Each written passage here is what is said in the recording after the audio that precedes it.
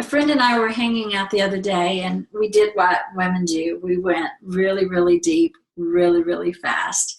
And she shared with me that she was spiritually exhausted, that she felt like because of the way that the world is right now, so divisive, and there's so much messiness, there's so many hurtful and even evil things that are taking place, that she felt like she was walking around with her fist up at all times. She was spiritually fighting cynicism. She was trying not to get drawn into debates to nowhere. She was seeing things take place that just grieved her heart, and she felt like that she needed to say something.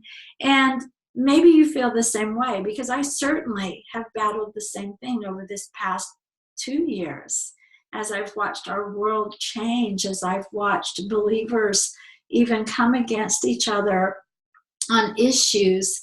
And it always draws me back to the Word. It draws me back to the example of Jesus, because He's who I follow. He's who I listen to. He's my teacher.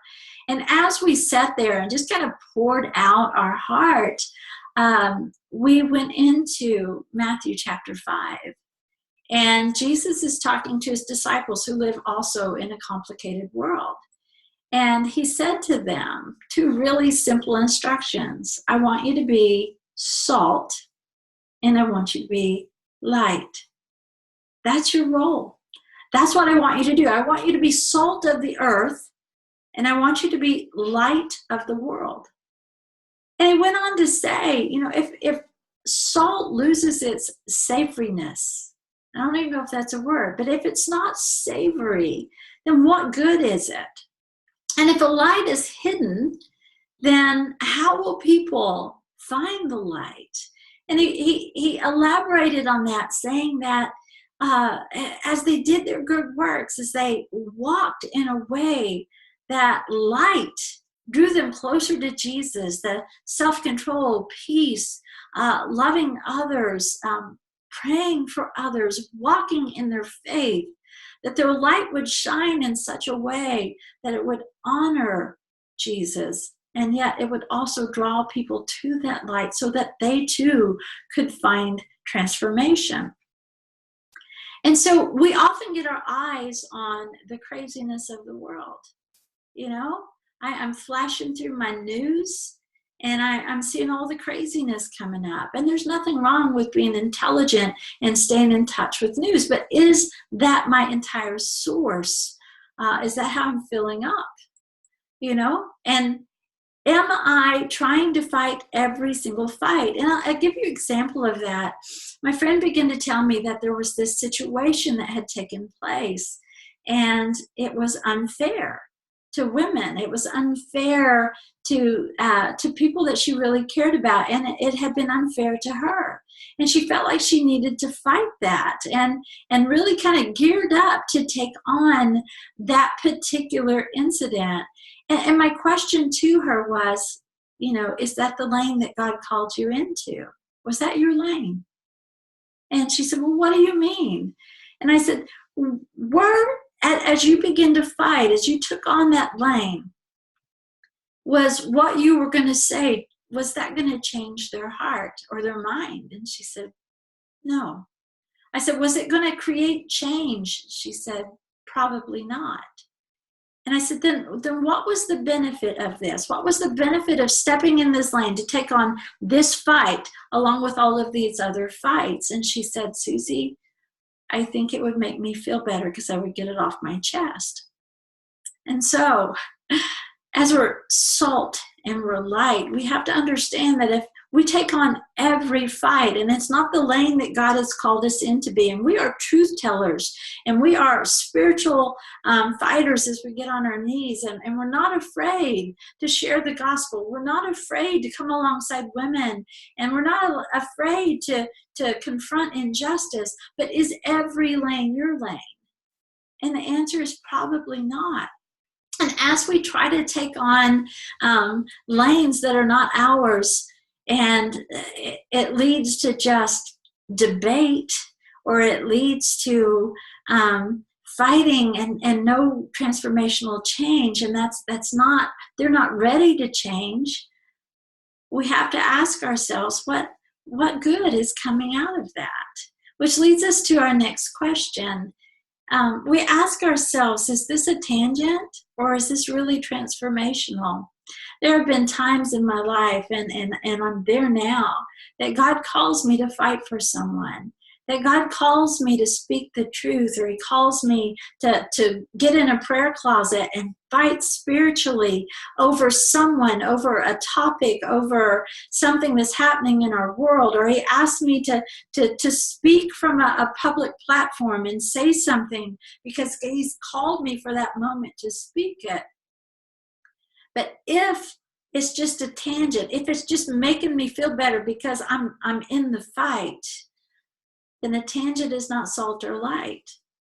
If I'm in there and I've got my dukes up and people are not ready to change, and yet there's someone around the corner that they're seeking someone to maybe come alongside them, or to pray for them, or to speak life and truth into them as they're asked their questions, get out of the lane where God has not called you, where there's no transformational change happening, and get in the lane that God has called you into. But ask yourself that question, is this a tangent?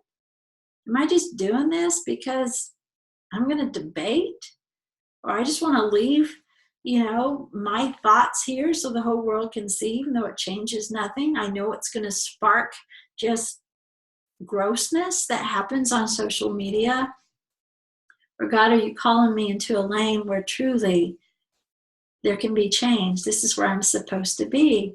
When we're stretched across 10 different lanes or 20 different lanes, or every lane that comes along, there's just a little bit of crusty salt left in us because we're exhausted, we're cynical, we're discouraged. We don't really like even venturing out anymore because we're afraid that here's going to be another fight that we feel like we have to fight when God's not called us into that particular lane. And how are you fighting? That's really important. Does it reflect salt? Does it reflect light?